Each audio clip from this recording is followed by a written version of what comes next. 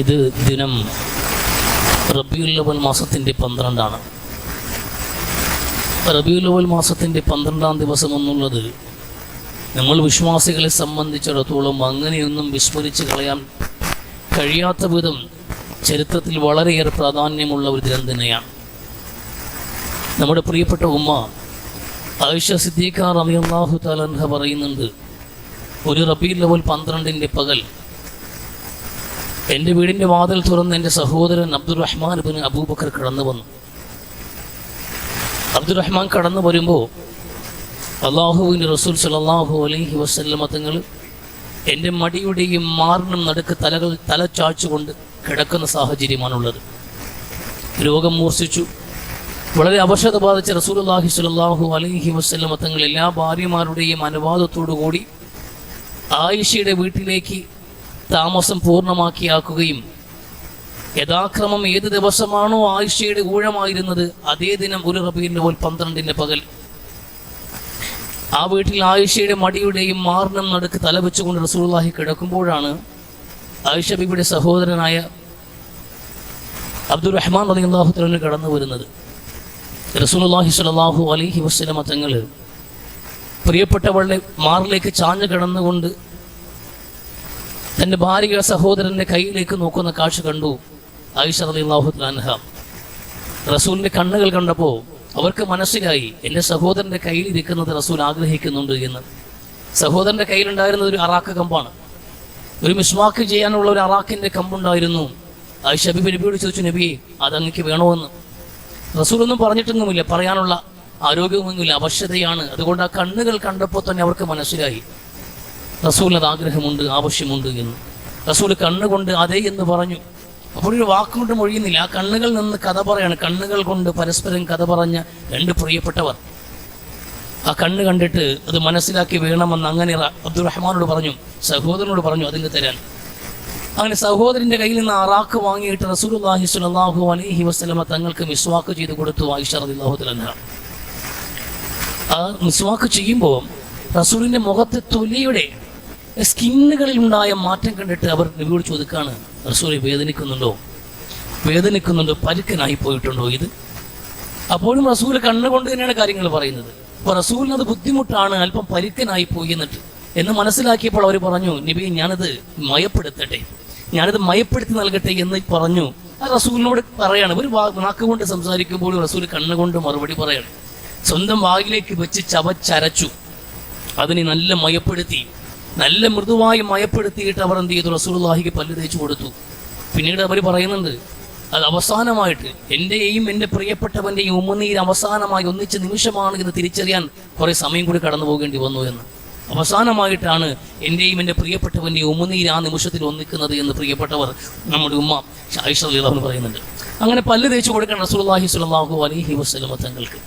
റസൂലുള്ളാഹി ആ മിസ്വാക്കിന് ശേഷം തൻ്റെ അടുത്തിരുന്ന പാത്രത്തിൽ നിന്ന് വെള്ളം ഒപ്പിയെടുത്ത് മുഖത്തൊക്കെ തടകി തണുപ്പിക്കാൻ ശ്രമിച്ചുകൊണ്ട് പറയുന്നു, യാ ആയിഷ ഇന്നൽ മൗതി ലശക്കറാത്ത്, മരണത്തിന് വല്ലാത്തൊരു ആന്തലുണ്ട് ആയിഷ, മരണത്തിന് വല്ലാത്തൊരു വേദനയുണ്ട് ആയിഷ എന്ന് പുണ്യനബി സ്വല്ലല്ലാഹു അലൈഹി വസല്ലം. എന്നിട്ട് രണ്ട് കരങ്ങളും ആകാശത്തേക്ക് ഉയർത്തിയിട്ട്, അല്ലാഹുവേ ഉന്നതനായ കൂട്ടുകാരനൊപ്പം നീ എന്നെ ചേർക്കണേ എന്ന് പ്രാർത്ഥിച്ചു പുണ്യനബി സ്വല്ലല്ലാഹു അലൈഹി വസല്ലം. ശേഷം രണ്ട് കരങ്ങളും താഴേക്ക് ചാഞ്ഞു. റസൂലുള്ളാഹി എൻ്റെ മാറിൽ ചാഞ്ഞിരുന്നു കൊണ്ട് ഈ ലോകത്തോട് എൻ്റെ പ്രിയപ്പെട്ടവൻ എൻ്റെ നെഞ്ചിലൊരു സ്ഫോടനം തീർത്തുകൊണ്ട് മരണപ്പെട്ടു പോയി, ആ നിമിഷം ഞാൻ തിരിച്ചറിയുകയായിരുന്നു എന്ന് ആയിഷ റളിയല്ലാഹു അൻഹ. അവിടെ അവസാനിക്കുന്നത് ആയിഷ ബീവിയെ സംബന്ധിച്ചിടത്തോളം വ്യക്തിപരമായി തൻ്റെ പ്രിയപ്പെട്ടവൻ ഭർത്താവ് 9 വർഷത്തെ ദാമ്പത്യത്തെ ഏറ്റവും മനോഹരമായി പിന്നീട് അവർ വർണ്ണിക്കുന്നുണ്ട്. ഈ 9 വർഷമാണ് ആയിഷ ബീവിയും റസൂലുള്ളാഹിയും ഒരുമിച്ച് ദമ്പതികളായി ജീവിക്കുന്നത്. പക്ഷെ അവർ ശേഷിച്ച് എത്ര കാലഘട്ടം ജീവിച്ചു ആയിഷ ബീവി? 18-ാമത്തെ വയസ്സിൽ തന്നെ പ്രിയപ്പെട്ടവൻ മരണപ്പെട്ടതിന് ശേഷം ജീവിതത്തിൽ ഒരിക്കൽ പോലും മറ്റൊരു ഭർത്താവിനെ ആഗ്രഹിക്കാതെ 9 വർഷത്തെ ദാമ്പത്യ ജീവിതത്തിന്റെ മനോഹരമായ ഓർമ്മകളെ താലോലിച്ച് ജീവിച്ചു ആയിഷ റളിയല്ലാഹു അൻഹ. അത്രയും സക്സസ്ഫുൾ ആയ ദാമ്പത്യം ഉണ്ടായിരുന്നു അവർക്കിടയിൽ. പക്ഷെ അവിടെ മരണപ്പെട്ടു പോയത്, അവിടെ നഷ്ടപ്പെട്ടു പോയത് ആയിഷ ബീവിക്ക് വ്യക്തിപരമായി നോക്കുമ്പോൾ ഒരു ഭർത്താവ് മാത്രമായിരിക്കാം. പക്ഷേ ആയിഷ ബീവി അടക്കമുള്ള നമ്മൾ ഓരോരുത്തരെയും സംബന്ധിച്ച് നോക്കുമ്പോൾ നമുക്കെല്ലാം വഴികാട്ടിയായി, നമ്മുടെ വെളിച്ചമായി, നമ്മുടെ എല്ലാമായ റസൂലുള്ളാഹി സ്വല്ലല്ലാഹു അലൈഹി വസല്ലമ തങ്ങളുടെ വിയോഗമാണ്. അത് വലിയൊരു തീരാ നഷ്ടമാണ് വിശ്വാസികളെ സംബന്ധിച്ചിടത്തോളം. റസൂലിന്റെ വിയോഗത്തോടെ നമുക്ക് അന്യം നിന്ന് പോയത് അള്ളാഹുവുമായിട്ടുള്ള നമ്മുടെ ഒരു ഇടപാടാണ്. അത് വഹീന്റെ ബന്ധങ്ങൾ അവസാനിക്കുകയാണല്ലോ. പിന്നെ വഹി ഇറങ്ങിയിട്ടില്ല. എല്ലാ കാലങ്ങളിലും പ്രവാചകന്മാർ വന്നു. ആ പ്രവാചകന്മാരിലൂടെ ആ കാലഘട്ടങ്ങളിലെ ജനങ്ങളോട് ദൈവം സംസാരിച്ചു കൊണ്ടേയിരുന്നു. അള്ളാഹു സംസാരിക്കുന്നുണ്ടായിരുന്നു.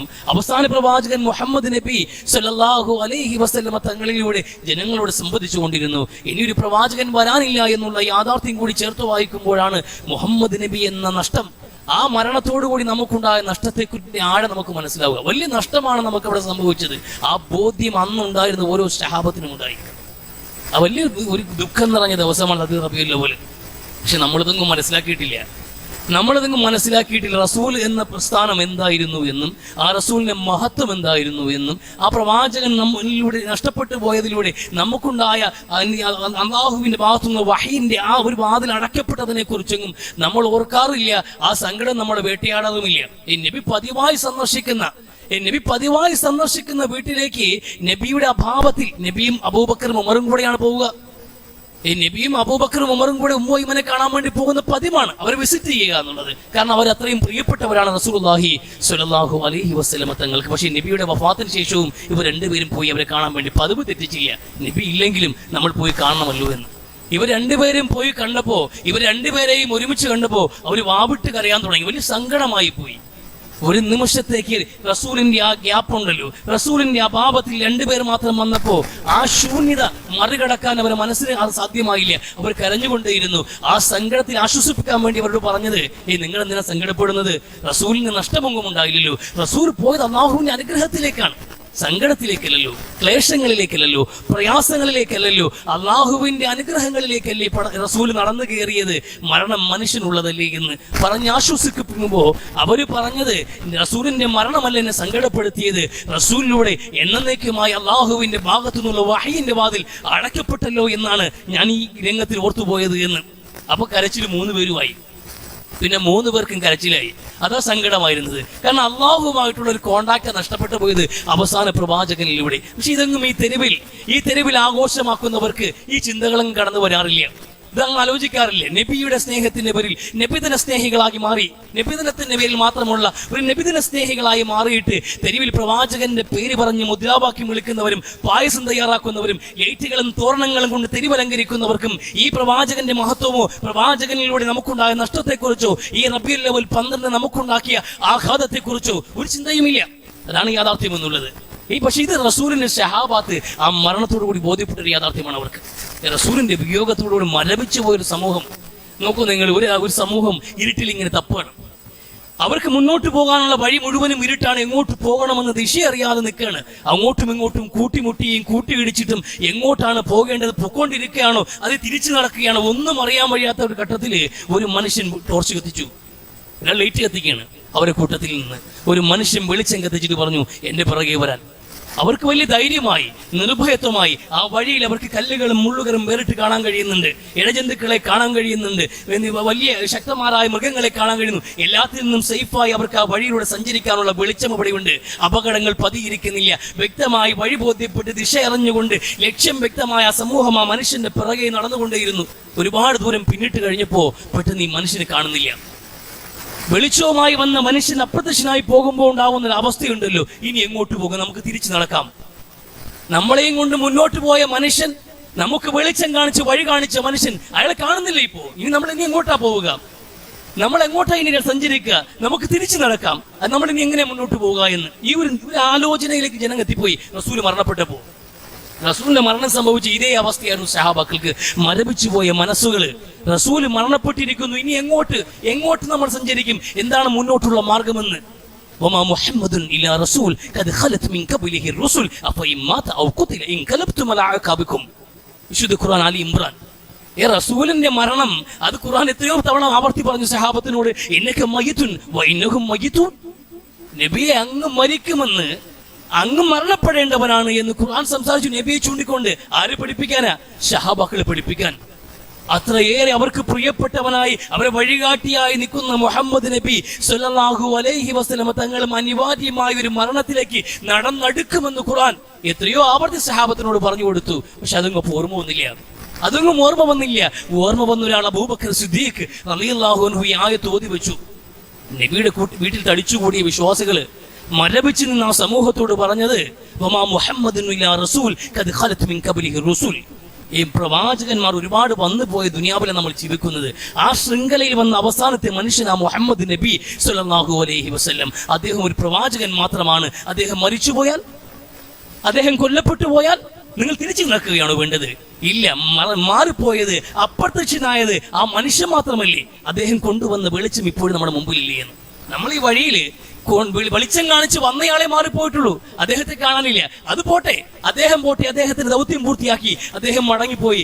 വെളിച്ചം ഇപ്പൊ നമ്മുടെ എല്ലാവരുടെയും കയ്യിലില്ലേ? ആ വെളിച്ചത്തിൽ നമുക്ക് ഇനി മുന്നോട്ട് പൊക്കൂടെ എന്ന് ആ തിരിച്ചറിവാണ് സഹാബാക്കൾക്കുണ്ടായ ഏറ്റവും വലിയ ശക്തി എന്നുള്ളത്.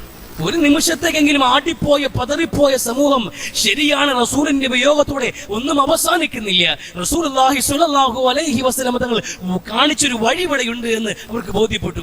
ആ വഴിയിലൂടെ നടക്കാൻ തുടങ്ങിയപ്പോഴാണ് റസൂൽ എന്ന അത്ഭുതത്തെ കുറിച്ച് അവർ കൂടുതൽ മനസ്സിലാക്കിയത്. കൂടെ ജീവിച്ച പ്രവാചകനെക്കാളും പ്രവാചകന്റെ ഭാവത്തിൽ പ്രവാചകന്റെ മഹത്വം അവർ നന്നായി മനസ്സിലാക്കി. നോക്കൂ, എത്ര സമ്പൂർണമായ, എത്ര ശക്തിമത്തായ ഒരു പ്രസ്ഥാനമാണ്, ഒരു ജീവിത വ്യവസ്ഥിതിയാണ് റസൂലുള്ളാഹി ഇവിടെ പഠിപ്പിച്ചത് എന്ന് അവർ തിരിച്ചറിഞ്ഞു. ആ തിരിച്ചറിവാണ് ലോകത്തിന്റെ മുമ്പിലേക്ക് സഹാബാക്കൾ വെച്ചത്. ഓരോ മനുഷ്യനും ആ മനുഷ്യന്റെ മുമ്പിൽ അത്ഭുതത്തോടെ നിന്നു. നമുക്ക് അത്ഭുതമുണ്ട് റസൂലിനെ കുറിച്ച്. എന്റെ ഉമ്മ എന്ന് പറയും പോലെ, എന്റെ ഉമ്മ നിന്റെ ഉമ്മ ചുമ്മാ എന്ന് പറയും പോലെ, എന്റെ പ്രവാചകൻ എനിക്ക് പ്രിയപ്പെട്ടവനെന്ന കേവലവാദത്തിനപ്പുറത്ത് നമ്മുടെ നബിയെ നമ്മൾ എത്ര മനസ്സിലാക്കിയിട്ടുണ്ട്, നമ്മുടെ റസൂലിനെ നമ്മൾ എത്ര മനസ്സിലാക്കിയിട്ടുണ്ട്. ആ പ്രവാചകന്റെ പേര് കേൾക്കുമ്പോൾ നെഞ്ചിനകത്ത് കുളിരുണ്ടാകുന്ന എത്ര മനുഷ്യരുണ്ട്. ആ പ്രവാചകന്റെ പേരിനോട് ബഹുമാനമുള്ള എത്ര മനുഷ്യരുണ്ട്. ആ മനുഷ്യന്റെ മഹത്വം മനസ്സിലാക്കിയ എത്ര വ്യക്തികളുണ്ട്. നമ്മൾ ചൊല്ലിപ്പഠിച്ചത് കൊണ്ട് ഞാൻ മുസ്ലിമാണ്, അപ്പൊ അതുകൊണ്ട് എന്റെ മുഹമ്മദ് നബി എനിക്ക് വേണ്ടപ്പെട്ടയാളാണ് എന്ന മട്ടിലാ തർക്കിക്കാൻ നിൽക്കുന്ന പലരോടും. അതിനുമപ്പുറത്തേക്ക് ആ പ്രവാചകന്റെ ചരിത്രമുണ്ടല്ലോ, അത് പഠിക്കാൻ നമ്മൾ തയ്യാറായിട്ടുണ്ടോ? അത്ഭുതമാണ് മനുഷ്യൻ. അതാ ലോകത്തിന്നും നോക്ക് എത്ര നൂറ്റാണ്ട് കഴിഞ്ഞു. റസൂലിന്റെ വിയോഗത്തെ തുടർന്ന് 1400 വർഷം, കൃത്യം പറഞ്ഞ 1437 വർഷങ്ങൾ കടന്നുപോയില്ലേ? 1437 വർഷങ്ങൾ കടന്നുപോയിട്ടും ഒരു മനുഷ്യൻ, അറേബ്യയിൽ ജീവിച്ചിരുന്ന ഒരു അറബി മനുഷ്യനെ കുറിച്ച് ലോകം ഇന്നും ചർച്ച ചെയ്യുന്നുണ്ട് എങ്കിൽ, ആ പ്രവാചകന്റെ പാത പിൻപറ്റാൻ ഒരു സമൂഹം ഇന്നും തയ്യാറായി നിൽക്കുന്നുണ്ടെങ്കിൽ, ആ മനുഷ്യന്റെ വിജയത്തെ കുറിച്ച് പഠിക്കണ്ടേ നമ്മൾ? എങ്ങനെ ഒരു മനുഷ്യന് സാധ്യമായെന്ന്. 23 വർഷം ഇവിടെ ജീവിച്ച പ്രവാചകനായിട്ട് അദ്ദേഹം ഒരു വലിയ സാമ്രാജ്യം ഇവിടെ സ്ഥാപിക്കുക, അദ്ദേഹത്തിന്റെ വിയോഗത്തിന് ശേഷവും അത് കാലങ്ങൾ കടന്നു പോവുക, സഹസ്രാബ്ദങ്ങൾക്കിപ്പുറത്തും ആ പ്രസ്ഥാനം നിലനിൽക്കുക നടക്കുന്ന കാര്യമാണോ? അവിടെയല്ലേ റസൂലിന്റെ വിജയം നമ്മൾ മനസ്സിലാക്കണം. അത് പഠിക്കണ്ടേ നമ്മൾ? അതിന്റെ മഹത്വം പഠിക്കണ്ടേ? ലോകത്ത് കിരീടം വെച്ചതാണ് തോമസ് കാർലയം പറഞ്ഞതുപോലെ, നോ എംപറർ വിത്ത് ടീയേഴ്സ്. അയാളുടെ കിരീടത്തോടുകൂടി കിരീടം വെച്ചൊരു ചക്രവർത്തി പോലും എന്ന് ഈ മനുഷ്യനെ പോലെ സ്വന്തം കുമ്പായം സ്വന്തം കൈകൊണ്ട് ഓട്ടയടച്ചിട്ട് സ്വന്തം ചെരുപ്പ് തുന്നിക്കൊണ്ട് സ്വയം ചൊറ്റക്കുടലിരുന്ന ഒരു മനുഷ്യനുണ്ടല്ലോ, ആ മനുഷ്യൻ അനുസരിക്കപ്പെട്ടതുപോലെ കിരീടം വെച്ചൊരു ചക്രവർത്തി പോലും അനുസരിക്കപ്പെട്ടിട്ടില്ല എന്ന്. അത്ഭുതമല്ലേ ആ മനുഷ്യൻ? Is there any man greater than he എന്ന്. മാർട്ടിന്റെ ഒരു ചോദ്യമുണ്ട്, മനുഷ്യനെ നിങ്ങൾക്ക് ഏത് മനുഷ്യർക്കും വേണമെങ്കിൽ ചോദിക്കാവുന്ന ഒരു ചോദ്യം ഞാൻ പറയട്ടെ എന്ന്. മുഹമ്മദ് നബി എന്ന പ്രസ്ഥാനത്തെ കുറിച്ച് പഠിക്കുമ്പോൾ ആ മനുഷ്യൻ എത്ര വലിയ അത്ഭുതമാണ് എന്ന്, ആ മനുഷ്യന്റെ അത്ഭുതം നിങ്ങൾ പഠിക്കണ്ടേ? ലോകത്ത് ഏറ്റവും വലിയ അത്ഭുതമാണ് മുഹമ്മദ് നബി എന്ന പ്രസ്ഥാനം. അത് പഠിക്കാൻ നമ്മൾ തയ്യാറാണ്. ലോകത്ത് വന്നിട്ടുള്ള പ്രവാചകന്മാർക്കെല്ലാം അവരെ പ്രവാചകത്വം സ്ഥാപിക്കാൻ വേണ്ടിയിട്ട് അത്ഭുത സ്ഥിതികൾ കാണിക്കേണ്ടി വന്നിട്ടുണ്ട്. റസൂലുള്ളാഹി സ്വല്ലല്ലാഹു അലൈഹി വസല്ലം പറയാണ്, ലോകത്ത് അയക്കപ്പെട്ട പ്രവാചകന്മാർക്ക് എല്ലാവർക്കും അത്ഭുതം കാണിക്കേണ്ടി വന്നു. എന്തുകൊണ്ട്? കാരണം അവർ പ്രവാചകനും തെളിയിക്കേണ്ടതുണ്ട്.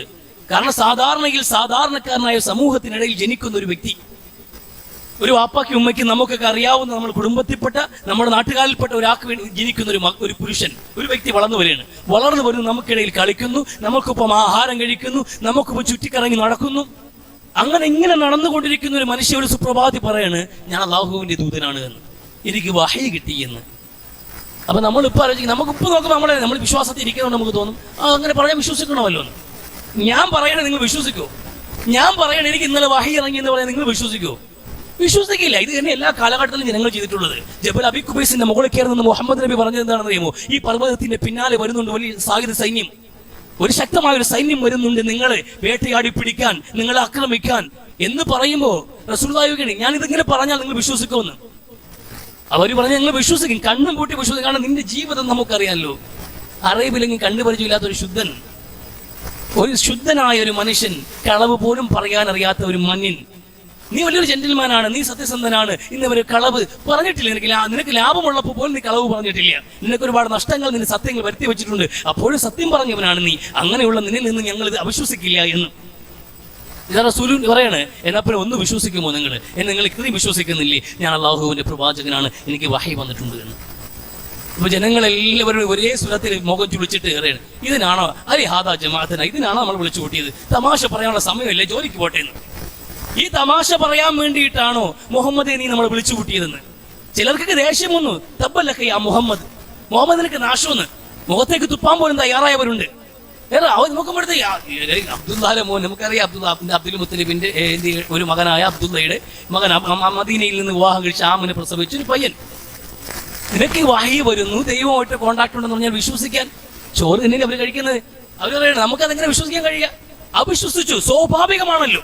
എല്ലാ കാലഘട്ടത്തിലെയും പ്രവാചകന്മാരെ അത്ഭുതപ്പെടുത്തേണ്ടി വന്ന അവസാനം ജനങ്ങളുടെ മുമ്പിൽ വിശ്വസിക്കുന്നില്ല ജനങ്ങള്. കാരണം ആ കൂട്ടത്തിൽ ഒരാളാണ്. ഇതാണോ പ്രവാചകൻ എന്ന്? മാലി ഹാദ റസൂൽ, എന്താ ഈ പ്രവാചകന്മാർക്ക് പറ്റിയത്? ജനം ചോദിക്കാണ്.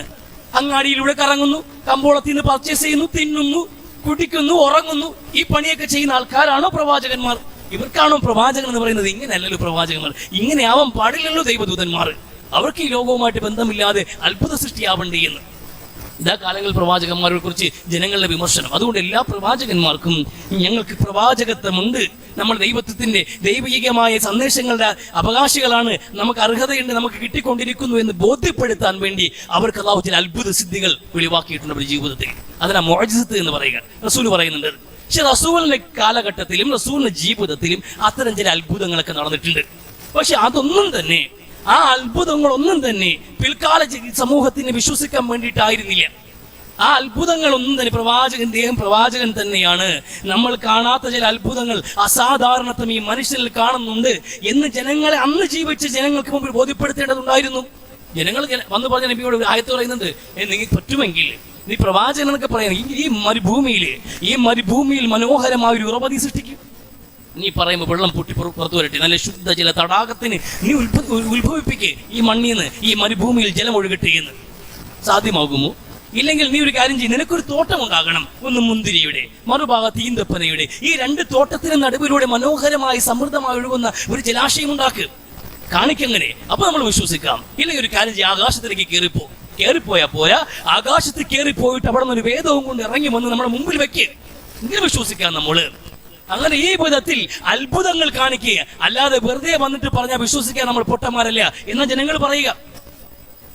പക്ഷെ റസൂലിന്റെ ജീവിതത്തിന് ചില അത്ഭുതങ്ങൾ ഉണ്ടായിട്ടുണ്ട്. പക്ഷെ റസൂൽ അതിൽ അവകാശവാദം വെച്ചിട്ടില്ല. റസൂൽ പറയണം, എന്റെ ജീവിതത്തിന്റെ അത്ഭുതം അറിയുമോ? ഞാൻ തന്നെയാണ്, എന്റെ ജീവിതം തന്നെയാണ്, ഞാൻ കൊണ്ടുവന്ന വേദം തന്നെയാണ്, എന്റെ ആദർശം തന്നെയാണെന്ന്.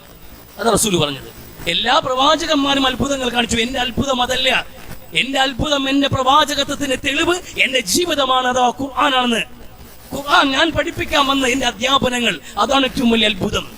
അതാ അത്ഭുതം. അതാ റസൂലിനെ കുറിച്ച് പറഞ്ഞില്ല, ഖുർആൻ കാന യംശി ഫിൽ അർദ്, കാന ഖുർആനൻ യംശി അലൽ അർദ് എന്ന് ആയിഷ ബിബി. രണ്ട് കാലിൽ നടന്ന ഖുർആൻ നിങ്ങൾ കണ്ടിട്ടുണ്ടോ എന്ന്. രണ്ട് കാലിൽ മണ്ണിലൂടെ നടന്നു പോയ ഖുർആൻ, അതിന്റെ പേരാണ് മുഹമ്മദ് നബി സല്ലല്ലാഹു അലൈഹി വസല്ലം. പ്രവാചകന്റെ ജീവിതമാണ് ഏറ്റവും വലിയ അത്ഭുതം. ആ അത്ഭുതം പഠിക്കണം നമ്മള്. അതാണ് സാധ്യം. എങ്ങനെ സാധ്യമായ ഒരു മനുഷ്യനെന്ന്. അതല്ല മാർട്ടിൻ പറയുന്ന, ഒരു മനുഷ്യൻ എങ്ങനെയാണ് ഇങ്ങനെ വിജയിക്കാൻ കഴിയുക? ലോകത്തിന്റെ മഹാ അത്ഭുതമായി തന്നെയാണ് ഞാൻ മുഹമ്മദ് നബിയെ കാണുന്നത്. അദ്ദേഹം എന്ത് ചെയ്യുക? ഫിലോസഫറാണ്, തത്വചിന്തകനാണ്, ഒരു ആത്മീയ സാമ്രാജ്യത്തിന്റെ അധിപനാണ്, ആത്മീയ ഉപദേശകനാണ്, ഒരു സാമ്പത്തിക വിദഗ്ധനാണ്, ഒരു അധ്യാപകനാണ്, ഒരു കുടുംബസ്ഥനാണ്, ഒരു നല്ല കൂട്ടുകാരനാണ്, ഒരു സൈനികനാണ്. അങ്ങനെ ഒട്ടനവധി കാര്യങ്ങൾ. ദ കൾട്ട് വിത്തൗട്ട് ഇമേജ് എന്ന്, ഒരു ചിത്രം പോലും ഇല്ലാതെ, ഒരു ഛായാചിത്രം പോലും ഇല്ലാതെ, ഒരു രൂപം പോലും ഇല്ലാതെ ജനഹൃദയങ്ങളിൽ സ്വാധീനം ചെലുത്തിയ വ്യക്തി, ജനഹൃദയങ്ങളിൽ അവതാരമായി മാറിയ ഒരു മനുഷ്യൻ.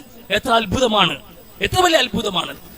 20 ഭൗതിക സാമ്രാജ്യങ്ങളുടെയും ഒരേ ഒരു ആത്മീയ സാമ്രാജ്യത്തിന്റെയും അധിപനായ ആ മുഹമ്മദ് നബിയെ കുറിച്ച് പറയുമ്പോൾ ഞാൻ ബഹുമാനത്തോടെ ലോകത്ത് കടന്നുപോയ എല്ലാ മഹാന്മാരോടും ബഹുമാനം മുമ്പിൽ വെച്ചുകൊണ്ട് പറയട്ടെ, ആ മനുഷ്യന്റെ മുമ്പിൽ നിർത്തിയിട്ട് ഓരോ മനുഷ്യന്റെയും മഹത്വത്തിന്റെ മാനദണ്ഡം വെച്ചുകൊണ്ട് പരിശോധിക്കുന്നതിനാൽ എല്ലാവർക്കും തുറന്നു പറയാവുന്ന ഒരു ചോദ്യമുണ്ട്, is there any man greater than he? ഈ മനുഷ്യനേക്കാളും മഹത്വമുള്ള ആരാ നിങ്ങൾക്ക് കാണിക്കാൻ കഴിയില്ല. ഒരു മനുഷ്യനും നമുക്കറിയാം, ഒരുപാട് മഹാന്മാർ നമ്മൾ കടന്നു പോയിട്ടുണ്ട്. ഒരുപാട് മഹാന്മാർ അവരുടെ ചരിത്രം നമ്മൾ പഠിക്കുന്ന ആൾക്കാരാണ്. പക്ഷെ അവരെന്നും തന്നെ അവർ മഹാന്മാരായിട്ടുണ്ടെങ്കിൽ പ്രത്യേക ഒരു പർട്ടിക്കുലർ മേഖലയിൽ മാത്രമായിരിക്കും. ഒന്നുകിൽ ശാസ്ത്ര മേഖലയിലായിരിക്കും, അല്ലെങ്കിൽ എഴുത്തിന്റെ മേഖലയിലായിരിക്കാം, അല്ലെങ്കിൽ മറ്റു കണ്ടുപിടുത്തങ്ങളുടെ മേഖലയിലായിരിക്കാം, അല്ലെങ്കിൽ രാഷ്ട്രീയ രംഗത്തായിരിക്കാം, അങ്ങനെ പല മേഖലയിലായിരിക്കാം. ചില ആൾക്കാരൊക്കെ ഒന്നിലേറെ മേഖലകളിൽ സക്സസ് ആയ ആൾക്കാരെ നമുക്ക് കാണാൻ കഴിയും. ടോൾസ്റ്റോയുടെ ചരിത്രം നമുക്കറിയാമല്ലോ. അയാളുടെ തത്വചിന്തകൾ ഇന്നും ലോകത്ത് വളരെ ആദരവോടെയാണ് കാണുന്നത്. അയാളുടെ ലേഖനങ്ങൾ പലതും, ഗ്രന്ഥങ്ങൾ പലതും ഇന്നും വേൾഡ് ക്ലാസിക്കാണ്. മനുഷ്യർ ഏറ്റവും കൂടുതൽ വായിക്കപ്പെടുന്ന പുസ്തകങ്ങളിൽ ചിലത് ടോൾസ്റ്റോയുടേതാണ്. അദ്ദേഹത്തിന്റെ മനോഹരമായ അർത്ഥഗർഭമായ ഉപദേശങ്ങൾ, വാക്കുകൾ ഇന്നും പ്രഭാഷകന്മാരുടെ പ്രധാനപ്പെട്ട കോട്ടിംഗാണ്. അങ്ങനെ മനോഹരമായി ചിന്തിക്കുന്ന മനോഹരമായ തത്വചിന്തകനായ ആ മനുഷ്യനുണ്ടല്ലോ, ഒരു ഭർത്താവ് എന്ന നിലയിൽ എത്ര വലിയ പരാജയമാണെന്നറിയുമോ? നാട് നീളെ ബഹുമാനിക്കുകയും അദ്ദേഹത്തിന്റെ ചിന്തകൾക്ക് വേണ്ടി, ആശയങ്ങൾക്ക് വേണ്ടി കാതുകൂർപ്പിക്കുകയും കണ്ണുനിട്ട് വായിച്ചെടുക്കുകയും ചെയ്ത ടോൾസ്റ്റോയ് വീട്ടിൽ പുല്ലുവലിയാണ്. കാരണം ഭാര്യയ്ക്ക് അയാൾ ഭർത്താവ് നിലയിൽ തികഞ്ഞ പരാജയം. അവർക്ക് ഇയാളെ കാണുന്നത് ഇഷ്ടമല്ല. വീട്ടിൽ കയറിയാൽ എപ്പോഴും മോശമായ നിലയിൽ ഇയാളെ നീ പ്രകോപിപ്പിക്കാൻ വേണ്ടി എന്തെങ്കിലും പറഞ്ഞുകൊണ്ടേയിരിക്കും.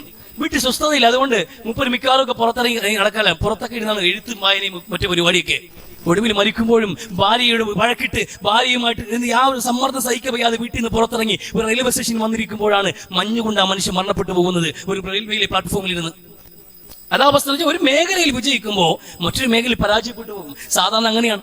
നമ്മളെ ആലോചിച്ച് നോക്കും, നമ്മൾ ഏതെങ്കിലും ഒരു വിഷയത്തിൽ ഫോക്കസ് ചെയ്താൽ, നമ്മൾ ഏതെങ്കിലും ഒരു പ്രശ്നത്തിൽ ഏർപ്പെട്ടു, അത് എന്ന് കവറാവണം, അതിൽ നിന്ന് പുറത്തു കിടക്കണം എന്നൊരു സാഹചര്യം ഉണ്ടായാൽ, ഒരു കാര്യം എയിം ചെയ്ത് നിൽക്കുകയാണെങ്കിൽ ആ സമയത്ത് നമ്മൾ ഭാര്യ എന്ന് പറയുന്നത് നമ്മൾ അത്ര അങ്ങോട്ട് ശ്രദ്ധിക്കൂല.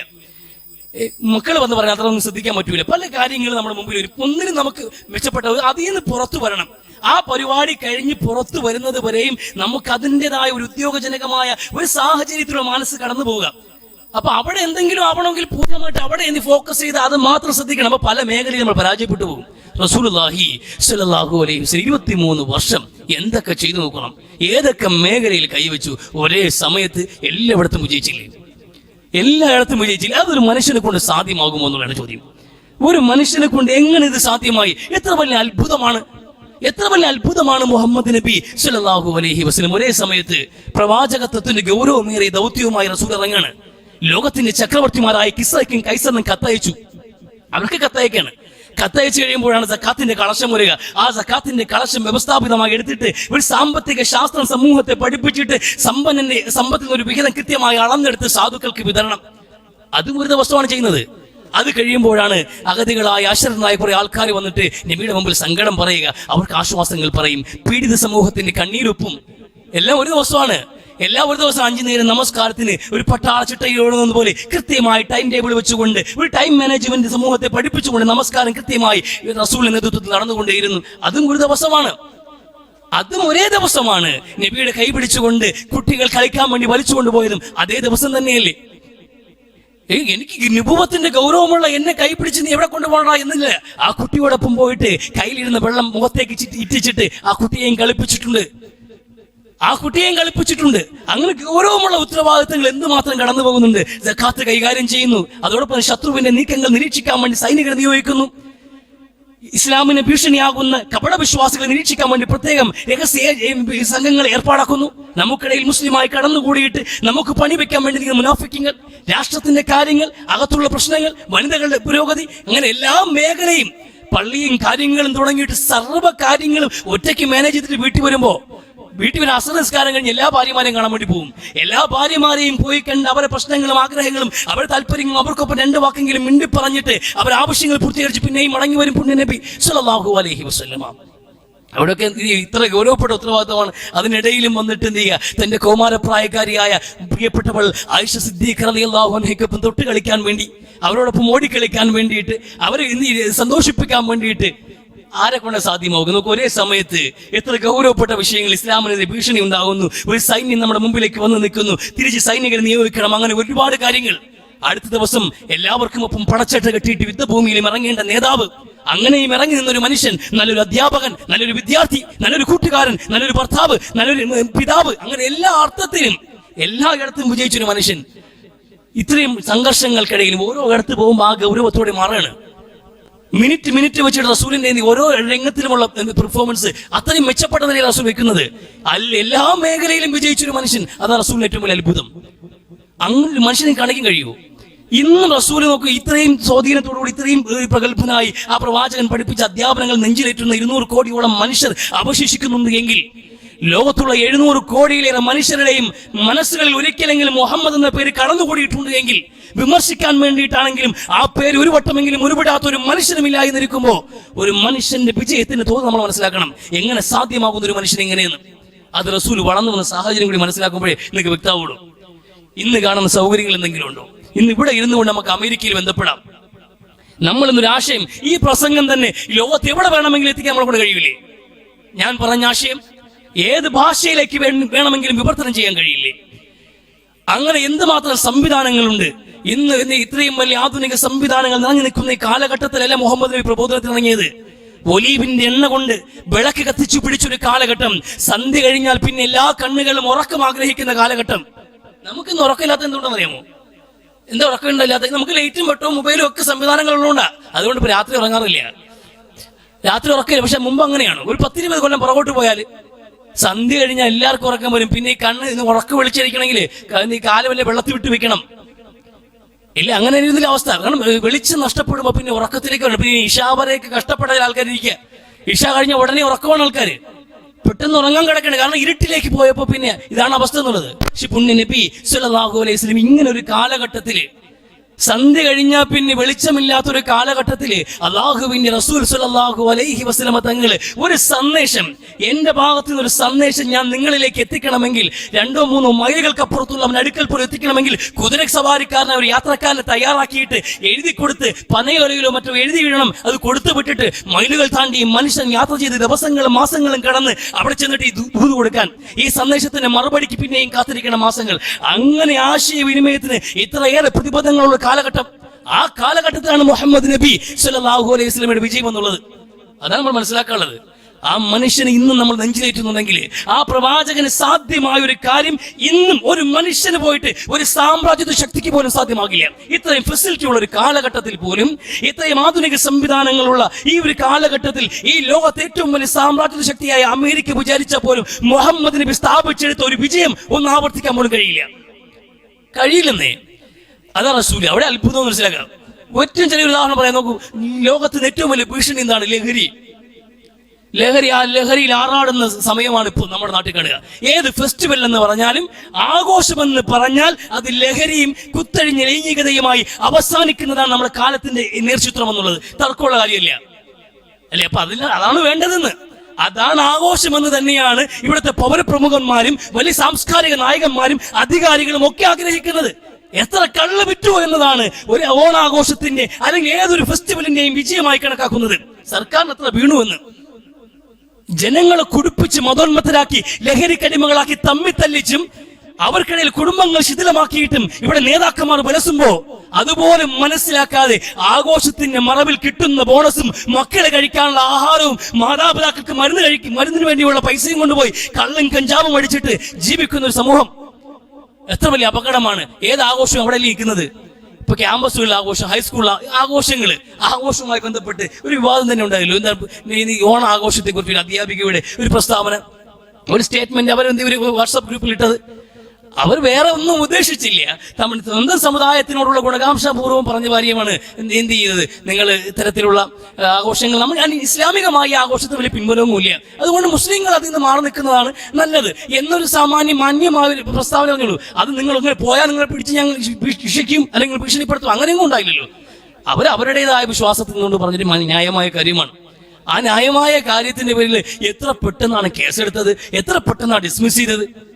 മുസ്ലിം സമുദായത്തിനെതിരിൽ ഈ മുസ്ലിങ്ങളെല്ലാം പാകിസ്ഥാൻകാരന്മാരാണെന്നും പാകിസ്ഥാനിൽ പോകേണ്ടവരാണെന്നും നാഴികയ്ക്ക് 40 വട്ടം പറയുന്ന ജോർജ് മാർബിളോടൊപ്പം അവർക്കെതിരെ എന്തെങ്കിലും കേസുണ്ടോ?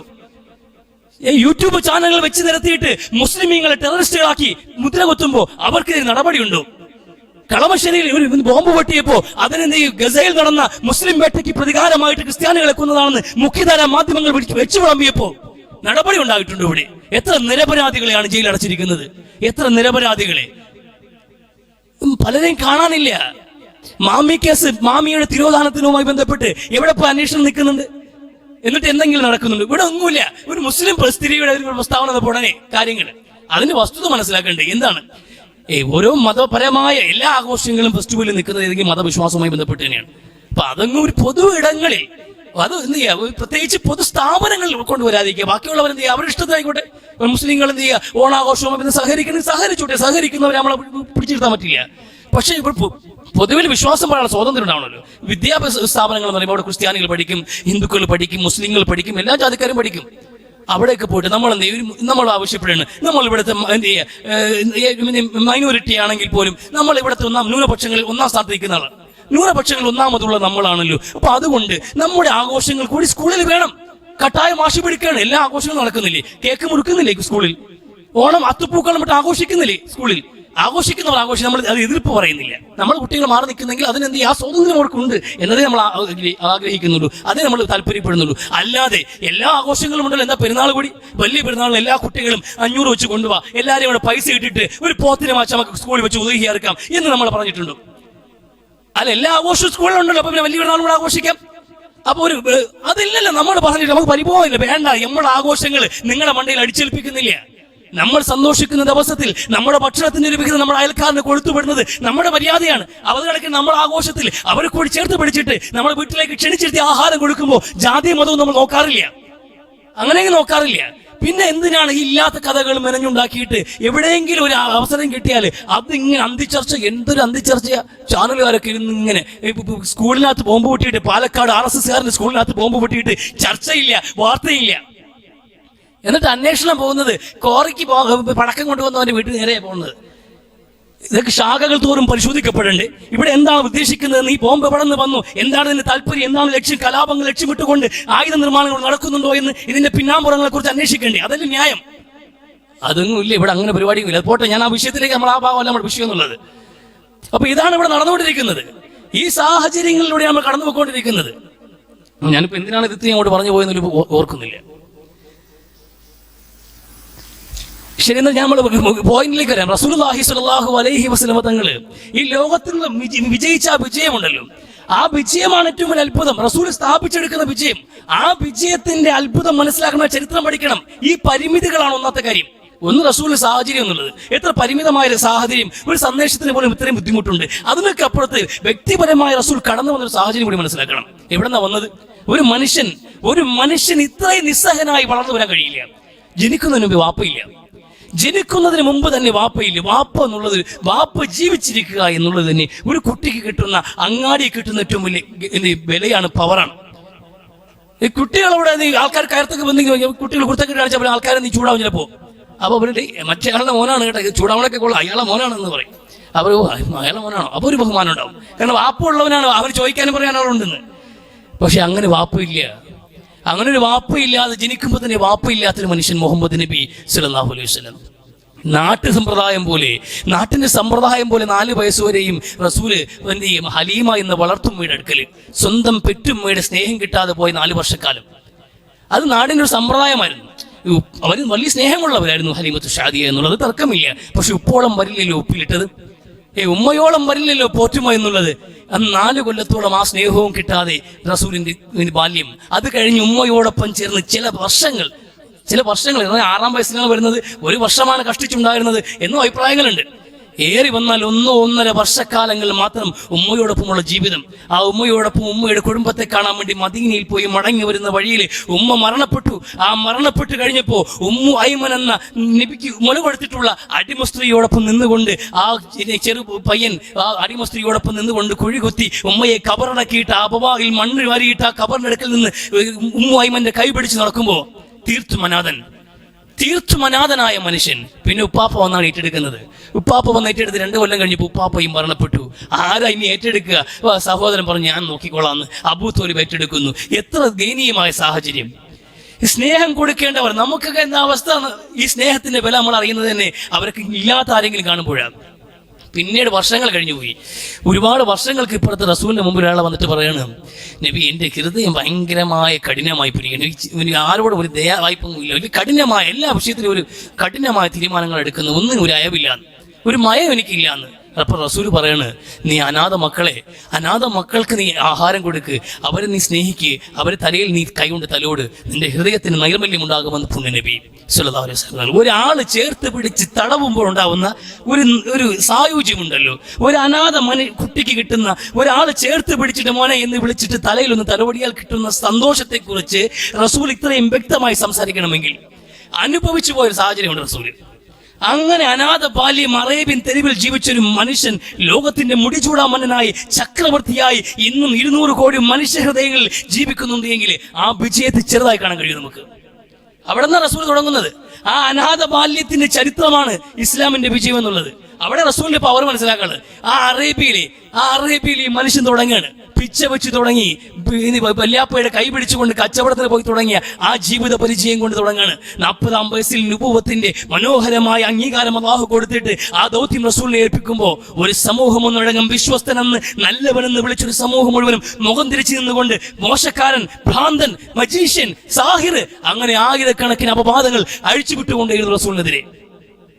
അവിടെ റസൂലിന് ആരാ താങ്ങുള്ളത്? ആരും സഹായത്തിനില്ല. ആകെയുള്ളവരും ചേർത്ത് പിടിക്കുന്ന സ്നേഹനിധിയായ ഭാര്യ. ആ ഭാര്യ റസൂലിന്റെ വിജയത്തിന്റെ പുറകിലെ ഒരു ബാക്ക് ബോൺ എന്ന് പറയാൻ കഴിയുന്ന സംഗതിയാണ് ഖദീജ റളിയല്ലാഹു തആല അൻഹ. അവരെ ഒരുപാടങ്ങ് ചെയ്തിട്ടുണ്ടാവില്ല, അവരെ കൊണ്ട് ഒരുപക്ഷെ ദേവത്തി രംഗത്ത് ഒരുപാടങ്ങ് അട്ടിമറി കാണിക്കാനും കഴിഞ്ഞില്ല. അറേബ്യൻ സംവിധാനത്തെ മുശ്രിക്കുകളെങ്കിലും തോൽപ്പിക്കാനെങ്കിലുള്ള പ്രാപണ്യം അവരുടെ കയ്യിലും ഉണ്ടായിരുന്നില്ല, ഒരു സമ്പത്തൊക്കെ ഉണ്ടായിരുന്നു. പക്ഷേ റസൂല് ദൗത്യം പൂർത്തിയാക്കാൻ വേണ്ടി ഇറങ്ങുമ്പോൾ ഉണ്ടാവുന്ന പ്രതിബന്ധങ്ങൾക്കൊടുവിൽ പ്രവാചകൻ നിരാശനായും സങ്കടപ്പെട്ടും മടങ്ങി വരുമ്പോൾ ധൈര്യം കൊടുക്കാൻ ഞാനുണ്ട് നബി, അങ്ങ് പേടിക്കണതിനാണ്. സ്വന്തം ഭർത്താവ്, ഞാൻ ടോൾസ്റ്റോയുടെ അടക്കമുള്ള ചരിത്രം നമ്മളിപ്പോൾ ഈ പറഞ്ഞ ഈ പ്രസംഗമൊക്കെ എനിക്ക് ഇവിടെ പ്രസംഗിക്കുന്ന നിങ്ങളൊക്കെ നല്ല കാര്യങ്ങളൊക്കെ പറയുന്നുണ്ട്, പഠിക്കാമെന്നായിരിക്കും. ഈ പ്രസംഗം വീട്ടിൽ പ്രസംഗിച്ചാൽ അവർക്ക് ബുദ്ധിമുട്ടാവും. അതായത് നമ്മുടെ വീട്ടിൽ നമുക്ക് അങ്ങ് ഒരു പ്രസംഗത്തിൽ അല്ലെങ്കിൽ നമ്മൾ മതകാര്യങ്ങൾ വീട്ടിൽ നടക്കുന്ന ഏതെങ്കിലും ഒരു വിഷയത്തിൽ നീ പറ, എന്താ നമുക്ക് ചെയ്യാം, ഒരു മതപരമായ കാര്യമാണ്, ഒരു നിക്കാഹ് കിടക്കുകയാണ്, അല്ലെങ്കിൽ ഒരു ഖബറടക്കവുമായി ബന്ധപ്പെട്ട ഒരു കാര്യം നടക്കുകയാണ്, നീ പറ എന്താണ് നമ്മളോട് ചോദിക്കൂലേ? നമ്മൾ പറഞ്ഞാൽ നീ പറയേണ്ടതേ പറയുള്ളൂ. നമ്മളോട് എവിടെയെങ്കിലും ഒരു കാര്യം മതപരമായിട്ട് ഇങ്ങനെ ഈ കാര്യം നടക്കാതെ കേട്ടോ എന്നൊരു കുടുംബത്തിൽ പോയി പറഞ്ഞാൽ നമ്മളെ വാടപ്പിച്ചിട്ട് അവർ പണി ചെയ്യും. അത്രയേ ഉള്ളൂ, ആ വിലയും നമുക്ക് കിട്ടാറുള്ളൂ. പക്ഷെ ആദ്യം വിശ്വസിച്ചത് ഭാര്യയാണ്, സ്വന്തം ഭാര്യയാണ്. ഖദീജ ബീവിയെ കുറിച്ച് വലിയ സ്നേഹം റസൂലിന്, അവരോട് വലിയ മതിപ്പും വലിയ കടപ്പാടും ഉണ്ടായിരുന്നു റസൂലിന്. അത്രയേറെ 15 വയസ്സ് തന്നേക്കാൾ കൂടുതലുള്ള ഭാര്യ 65 വയസ്സുള്ളപ്പോൾ വയോധികയായ പ്രിയപ്പെട്ടവളെ മരണപ്പെട്ടു പോയി. വർഷങ്ങൾക്ക് ഇപ്പുറത്ത് റസൂല് സ്നേഹത്തോട് ഓർക്കും. ഹാല എന്നൊരു സഹോദരിയുണ്ട് ഖദീജ റളിയല്ലാഹു അൻഹയ്ക്ക്. ഹാല എന്നുള്ള സഹോദരിയുണ്ട്. ഈ ഹാലയുടെ ശബ്ദവും ഇവരുടെ ശബ്ദവും ഏകദേശം ടോൺ ഒരുപോലെയാണ്. അതുകൊണ്ട് എവിടെയെങ്കിലും ഹാല സംസാരിക്കുന്നത് കേൾക്കുമ്പോൾ റസൂലിന് കുളിരുണ്ടാവും. ആ മുഖത്തുണ്ടാവുന്ന ഭാവവ്യത്യാസം ആയിഷ ബീവി പറയും, പിന്നെ ആകെ ഒരു ഖദീജ മാത്രമല്ലേ ഉള്ളായിരുന്നു പെണ്ണായിട്ടെന്ന്. ഹാലയുടെ ശബ്ദം കേട്ടപ്പോഴത്തേക്ക് ഇവിടെ ഇരുന്ന ആളങ്ങ് ആവശ്യം കൊള്ളണമെന്ന് എന്ന് ആയിഷ ബീവി പറയുമായിരുന്നു നബിയോട്. കാരണം ആയിഷ ബീവിക്ക് ജീവിക്കാൻ കഴിഞ്ഞ റസൂലിന്റെ അടുക്കല് എല്ലാ സ്ത്രീകളെക്കാളും എല്ലാവരെക്കാളും റസൂലിന് ഇഷ്ടം ആയിഷ ബീവി തരുന്നത്. പക്ഷേ ഖദീജയെ മാത്രം തോൽപ്പിക്കാൻ പറ്റിയിട്ടില്ല സ്നേഹത്തിന്റെ മുമ്പിൽ. അതുകൊണ്ട് ഞാൻ ഒരിക്കൽ പോലും കാണാത്ത ഖദീജയോട് മാത്രമേ എനിക്ക് അല്പമെങ്കിലും ഒരു ഈർഷ്യതയുള്ളൂ എന്ന് ആയിഷ റളിയല്ലാഹു അൻഹ പറയാറുണ്ട്. അത് വെറുപ്പുണ്ടായിട്ടല്ല, അവരെന്നെ ജയിച്ചു കളഞ്ഞല്ലോ എന്നുള്ള ഒരു തോന്നൽ കൊണ്ട്. അതല്ലെങ്കിൽ നമ്മളോട് പറയില്ലല്ലോ, നമ്മളോട് ഇങ്ങനെ പറയേണ്ട കാര്യമില്ലല്ലോ. അതുകൊണ്ട് ആയിഷ ഖദീജ ബീബി ഒരു ബാക്ക് ബോൺ ആയിട്ട് നിന്നിട്ടുണ്ട് റസൂലിന്റെ അടുക്കൽ. എന്ത് സങ്കടം വന്നാലും ഞാനുണ്ട് നബിയെന്ന് ആശ്വാസം കൊടുക്കാനുണ്ടായിരുന്നു. പക്ഷേ 10 കൊല്ലം ആ പ്രവാചക ദൗത്യം പിന്നിടുമ്പോൾ പിന്നെ വീട്ടിലേക്ക് വന്നപ്പോൾ ഇരുട്ട് മാത്രമേ ഉള്ളൂ, അവരില്ല. 10ാമത്തെ വർഷം നുബുവത്തിന്റെ 10ാം വർഷം അവർ മരണപ്പെട്ടു പോയി, രോഗം ബാധിച്ച്. പിന്നെ വീട്ടിലേക്ക് എല്ലാ കൂട്ടുകാരുമുണ്ട്. സന്ധി മയങ്ങുമ്പോൾ കൂട്ടുകാർ അബൂബക്കറുണ്ട്, ഉമറുണ്ട്, അങ്ങനെ ഒരുപാട് പേര് ഇസ്ലാമിലേക്ക് വന്നു കഴിഞ്ഞു. പക്ഷെ എല്ലാവരും എന്ത് ചെയ്യുന്നറിയാമോ? സന്ധ്യ മയങ്ങുമ്പോൾ എല്ലാവരും അവരവരെ വീട്ടിലേക്ക് ചേക്കേറും. അവർക്കവിടെ വീട്ടിൽ ഒരുപാട് പേര് കാത്തിരിക്കാനുണ്ട്. പക്ഷെ റസൂൽ വീട്ടിൽ വരുമ്പോൾ ഇരുട്ട് മാത്രം കാത്തിരുന്നു. റസൂൽ ഒറ്റപ്പെട്ടു പോയി. ആ സങ്കടത്തിൽ റസൂലിന് വേണ്ടിയിട്ട് അള്ളാഹു ഒരു കഥ പറഞ്ഞു കൊടുത്തു. അതാ സൂറത്ത് യൂസുഫ്. നഷ്ടങ്ങളിൽ നിന്നാണ് വിജയം ഉണ്ടാവുന്നത്. മുഹമ്മദ് നബി ഫസുബ്റുൻ ജമീൽ, യാക്കൂബ് നബി പോലെ ക്ഷമിക്ക്, യൂസുഫ് നബി പോലെ ക്ഷമിക്ക്, നിങ്ങൾക്ക് വിജയം വരുമെന്ന് ആശ്വസിപ്പിക്കാൻ വേണ്ടി കഥ പറയണം. അത്ര വലിയൊരു ശൂന്യതയിൽ റസൂൽ നിന്ന് പോയിട്ടുണ്ട്. അങ്ങനെ ഇരുട്ടിന്റെ മറ പറ്റി ഏകദേശം 50ാമത്തെ വയസ്സിൽ നിന്നൊരു മനുഷ്യൻ പിന്നെ 13 കൊല്ലം കൊണ്ട് ലോകം കാണുന്ന ചരിത്രം അതിന്ന് നിലക്കാതെ തുടർന്നുകൊണ്ടിരിക്കുകയാണ്. അതാ മനുഷ്യന്റെ വിജയം എന്നുള്ളത്, അതാ നബിയുടെ വിജയം എന്നുള്ളത്. ആ മഹത്വം നമ്മൾ ഉൾക്കൊള്ളണ്ടേ? ഒരു മനുഷ്യൻ എങ്ങനെ സാധ്യമായി ഇത്രയും പരിമിതികൾ നിന്നുകൊണ്ട്, എത്ര സാഹചര്യം, പ്രതികൂലമായ കാലാവസ്ഥ, പ്രതികൂലമായ ജീവിതാന്തരീക്ഷം, പ്രതികൂലമായ ഫെസിലിറ്റികൾ എല്ലാത്തിനെയും മറികടന്നുകൊണ്ട് മുഹമ്മദ് നബി ഇവിടെ സ്ഥാപിച്ചെടുത്ത ഈ സ്ഥാനം, ഈ മതം, ഈ വിശ്വാസം, ഇത് നമ്മളെ ഏൽപ്പിച്ചിട്ട് പോയിരിക്കാണല്ലോ. അപ്പൊ അതിനോടൊരു മതിപ്പ് നമുക്കുണ്ടാവണ്ടേ? അതിനാദ്യം നബി മനസ്സിലാക്കേണ്ടി നമ്മൾ. അതുകൊണ്ട് കൃത്യമായി അള്ളാഹുവിന്റെ റസൂൽ സല്ലല്ലാഹു അലൈഹി വസല്ലമയുടെ മഹത്വം പഠിക്കാൻ നമ്മൾ തയ്യാറാകണം. എത്ര പഠിച്ചാലും ആ മനുഷ്യന്റെ ചരിത്രം നമുക്ക് പിന്നെയും ബാക്കിയുണ്ടാകും. അത്രയേറെ അത്ഭുതകരമായ ചരിത്രം, അത്രയേറെ അത്ഭുതകരമായ ഒരു ജീവിത ചരിത്രമാണ് റസൂലിന്റേത്. കാരണം അത് ഖുർആനായിരുന്നു എന്ന് ഖുർആനെ കുറിച്ച്